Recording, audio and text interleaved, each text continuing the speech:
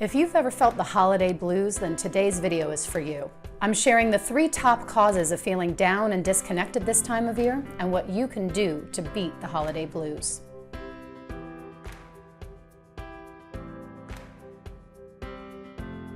Hi, I'm Snakard, and on this channel I help entrepreneurs and transformational leaders like you to own your power and set yourself free from any blocks or barriers to your success, so that you can make the major impact you're here to make while loving life every step of the way and without ever having to give up what matters most to you. Today's video is all about beating the holiday blues. What I'm sharing in this video is not intended as mental or psychological advice, and it is not intended for true depression. More so, what we're talking about may be fleeting or perhaps seasonally amped up feelings of loneliness, disconnection, or general sadness around the holidays. This time of year can carry a lot of weight with it. It seems like everything we see in the media about Christmas and New Year's Eve and the general holiday season is that it's supposed to be blissfully happy, spent with family and friends, and of course, your true love. Even coffee commercials this time of year are tearjerkers with heartfelt family reunions. Meanwhile, your real life might not quite look like what you see represented around you. And it can leave you feeling empty and lonely, confronted by what you don't have. Much of my life, from my teen years into adulthood, I felt very lonely and disconnected around the holidays. I went through a long period of never crying. Well, almost never, that is. I would tell myself, be strong, do not show weakness. In my eyes, vulnerability, and certainly crying was a vulnerable thing, vulnerability equaled weakness.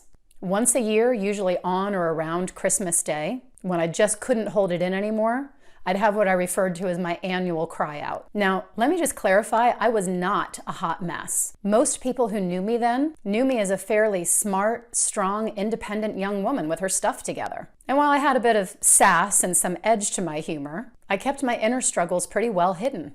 I get that your inner struggles and how you show or perhaps don't show them may be different from mine, but I believe the source of our struggles are the same. So let's jump into what I see as the 3 main causes of those struggles and what you can do to beat the blues. 1, that may be your story, but stop sticking to it. In hindsight, I see that I had some serious stories about being all alone and on my own in the world. Most of my life, honestly up until just a couple years ago, I felt like I was always on the outside looking in, like I did not belong and I was always the odd woman out. So what did I do? Well, of course, I created all kinds of evidence to support that story because we love to be right, even about the stuff we say we don't want to be right about. For example, I intentionally kept myself out of certain circles, telling myself I didn't care about them or I didn't really want to be in with that crowd anyway. It was the classic reject them before they reject you scenario. I have a client who took a different approach. She was bullied as a kid, so her strategy was to seek out friendships with the bullies before they could bully her. Kind of like keep your friends close and your enemies closer. The thing is, she felt pretty alone and separate too, even though she was in with the in crowd. In both our examples, we were operating from survival mode as we created proof for our stories of not belonging. Proof for disempowering beliefs that we made up. Now, I'm not saying that as blame, but the awesome thing here is that if you made it up, you can make up something else. You have the power to drive how that story is told and how it plays out. If you haven't seen my recent video titled How to Stop Being Triggered, then definitely go check that out. It's linked in the description below. The title may seem unrelated here, but that video goes into what a story is, how it's formed, and how you can rewrite your stories, which is a major step toward beating the blues. 2, something's off. You got to get straight between you and you. I now see that my story of not belonging and being all alone was so out of alignment with the truth of who I really am. It was like I knew on a spiritual level, even on a cellular level, that it just wasn't true, that I am love, that I am loved, that I am connected, that I am inherently whole and complete myself and part of the greater entirety of the universe. So of course it felt crappy and completely off and out of whack to be living into a belief like, I don't belong. It's like trying to walk a mile in shoes that are 3 sizes too small. It just doesn't fit. And it's going to leave you limping along, miserable every step of the way. Abraham Hicks often references the relationship between you and you. The idea is that the version of you who's living here in this physical existence, which is the version of you that tends towards survival mode when left unconscious, that physical you needs to get aligned with the greater spiritual you and the truth of who you really are. If you feel off, like something's not right, it's probably because it's not. So check in, get conscious. Notice if you're living as an expression of your all-powerful, limitless self, or if you're buying your own BS of being anything less. 3, move your focus from lacking to blessings. This one really can take just about no time, but it does take conscious awareness. Often our feeling of blues comes from focusing on what we lack. And I'm not just referring to things in a material way, but even things like lack of a desired relationship. Maybe you've been wanting to start a family, hoping that this year would be baby's first Christmas, and it just hasn't happened yet. Or maybe you haven't found the right partner to share your life with yet. Or maybe you're in an existing relationship, but it's lacking the qualities of that relationship that you really want. And by the way, that aspect of lacking certain qualities in a relationship can certainly apply to your family relationships as well. It's so easy to focus on what we lack, on what's not there. Let me show you.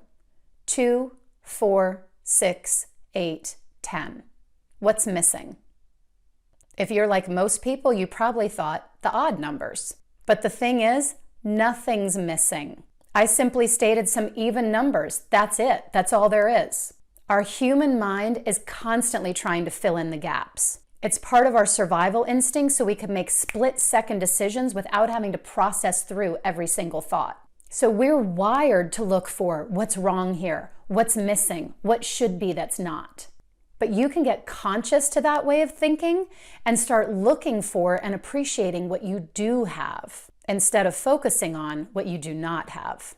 Part of this is practicing gratitude, but it's also about seeking out things to be grateful for. Your reticular activating system is your mind's filtering mechanism. It allows you to focus on the important stuff. There's millions of bits of information that we're exposed to in every minute, in every second really, sensory things that we're constantly picking up on. And so with this filtering system, it allows you to focus on the things that really matter.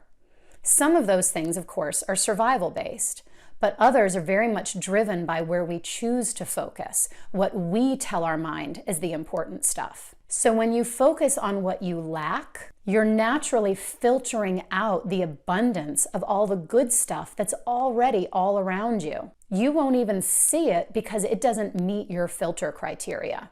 On the flip side, when you focus on blessings and the amazing gifts that are all around you, you'll see them and be present to them. And you'll naturally filter out the not so good stuff because it will no longer meet your filter criteria.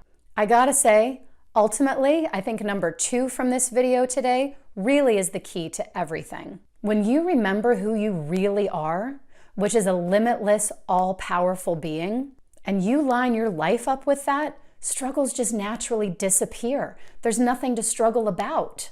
And when you do feel a touch of the blues, you can use it as a warning flare to alert you that something is off. Something is off in that relationship between the divine, magnificent you and the human surviving you. And it can remind you that you simply need to step back into your divine power. If you'd like a free resource to help you get grounded in that power, then click on the link on your screen or in the description below, or you can go to spencersnakard.com/grounded. Just in time for what may be some stressful holiday events, it even includes a restroom refuge, aka the bathroom meditation. It's just 3 minutes long, so if you're in an event where you feel like you just need to step away and get grounded again, take a minute to remember who you are, separate from whatever stories, whatever lack, whatever anything is going on around you. You can listen to this meditation and you can step back out into the world ready to take on anything. Wishing you a very Merry Christmas. I'll see you in the next one.